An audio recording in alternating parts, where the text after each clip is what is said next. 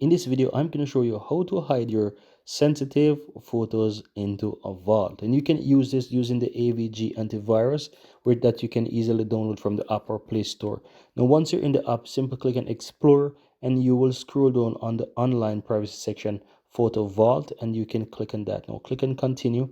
Now, from here, you want to do two most important things is to set up a PIN. So you can click on that and set up a PIN for whatever account that you want to use, and you can just basically create a pin. So I'm going to type in 111, for example, 1111, and basically it's confirmed. Right now I've granted permissions and now I can enable Photo Vault. So once I click on enable Photo Vault, it's going to ask me, for my fingerprint, or it's going to basically ask me to enter my pin.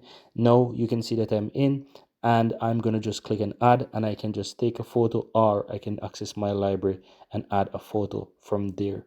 Right, so that's all I have to do, and that's basically gonna have those in the vault once I'm ready. So that's it, guys. You can hide your pictures in a vault, and you can always use it to access those photos. And yeah, whenever you want to access them, this is how you can use it. But that's it, guys. Very easy and very simple.